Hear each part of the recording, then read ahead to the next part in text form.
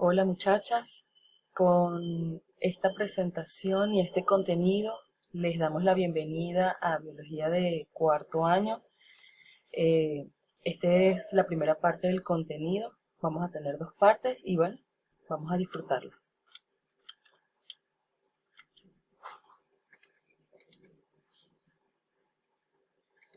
Estamos en vivo, recuerden. Muy bien. Vamos a entender o a preguntarnos las siguientes cositas. ¿Qué significa la palabra vida? Detente por un minuto y piensa, ¿cómo puedo saber que algo está vivo? ¿Cómo podemos llamar a lo que no está vivo? No es algo muerto, porque estuvo vivo.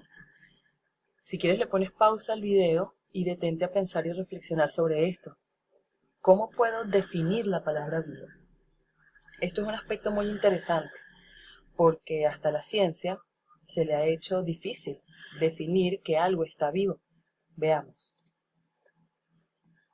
Estas tres definiciones de vida que vemos acá, vamos a analizarla cada una. Vemos la primera.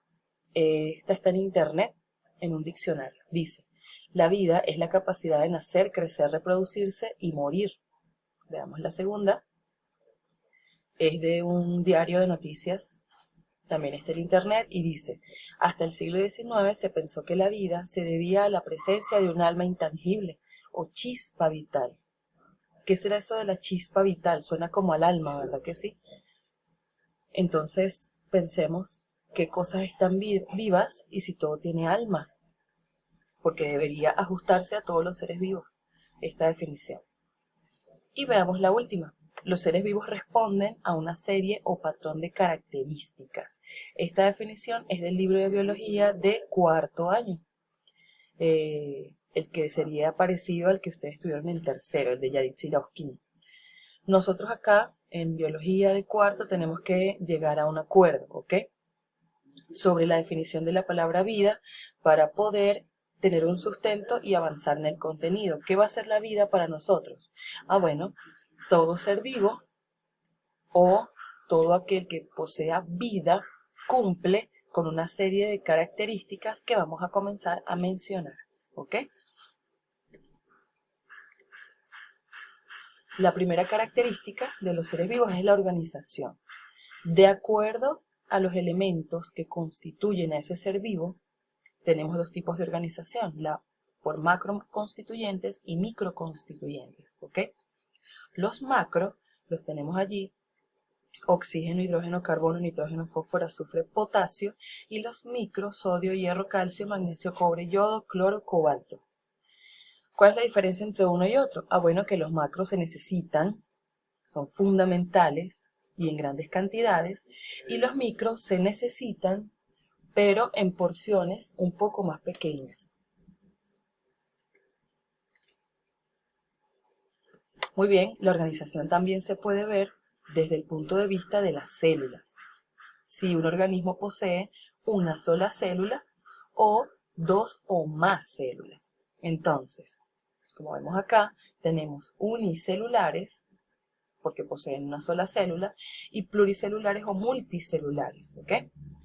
Dentro de los unicelulares, si yo les pidiera un ejemplo, tenemos bacterias, algas unicelulares o microalgas, protozoos y hongos microscópicos. Y en pluricelulares o multicelulares, por supuesto, está el mundo que nosotras conocemos, ¿ok? La segunda característica que poseen los seres vivos es que todo ser vivo posee metabolismo, ¿ok? Si todos los seres vivos poseen células, pues dentro de esas células ocurren reacciones químicas.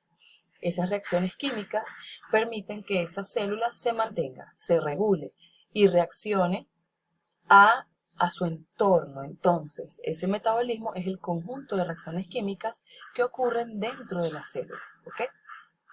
Además de eso, todo ser vivo posee excreción. Resulta que esas reacciones metabólicas liberan sustancias de desecho. Esas sustancias, si se quedan dentro de las células, pueden ocasionar intoxicación. Por lo tanto, liberarlas al exterior es un proceso fundamental y que ocurre en todos los seres vivos. En el caso del ser humano, podemos dar un ejemplo que es a través de los riñones. Se produce la orina y se libera al exterior, ¿ok? Pero también pudiéramos hablar del intestino, pudiéramos hablar de la piel y los pulmones. Y en cada ser vivo entonces ocurre de maneras distintas. La reproducción también es una característica fundamental. La reproducción puede ser sexual o asexual. ¿Qué quiere decir esto? Vean acá cómo está Patricio. La reproducción sexual implica la combinación de gametos. Ya nosotros sabemos lo que son gametos, femeninos y masculinos. Si es en el ser humano, es óvulos y espermatozoides. Entonces, implica la interacción física entre dos organismos y la combinación de sus gametos, ¿ok? La reproducción también puede ser asexual. Es decir, como vemos acá Patricio, se cortó un pedacito y están haciendo otro. A partir de fragmentos de un ser vivo podemos obtener uno nuevo, ¿ok? El crecimiento también es parte de las características de los seres vivos, entendiendo por crecimiento que no es elongación solamente, sino que hay un aumento en el número de células y por eso podemos pasar de un estado a otro. Movimiento, pero no solo movimiento es desplazarse, caminar, sino movimiento también es reaccionar a los estímulos externos tal cual como lo vemos acá en la imagen. Adaptación. Este proceso que llamamos adaptación lleva millones de años. No podemos pensar que ocurre de un momento a otro, sino que se va dando a partir de cómo sobreviven las especies, cómo es su ADN que le permite sobrevivir a los cambios ambientales. Entonces, lo que tú tienes en tu ADN te permite o te da una capacidad de responder a los estímulos o cambios ambientales. Y quien responde de forma correcta sobrevive y entonces decimos que está adaptado. Muy bien. Una característica fundamental también es que poseen ADN. Los seres vivos poseen material genético. Puede ser ADN o ARN. Este ADN es un compuesto básico para obtener y transmitir la información del individuo. Absolutamente toda la información del individuo está contenida en el ADN. Lo que vemos acá abajo es una foto, una micrografía electrónica y con esto las quiero motivar a que coloquen en Google micrografía electrónica de ADN y podamos ver cómo se ve bajo un microscopio de alto espectro. Vamos a ver los casos particulares. Resulta que tenemos individuos que no pueden ser clasificados como seres vivos, sin embargo están como en el medio, ¿ok? Los priones, por ejemplo, son fracciones o porciones de proteínas que están dañadas por alguna razón. Quizás la célula estaba fabricando proteínas y el proceso tuvo un momento defectuoso y sale la proteína defectuosa y se queda en el torrente sanguíneo, por ejemplo, si es en el ser humano.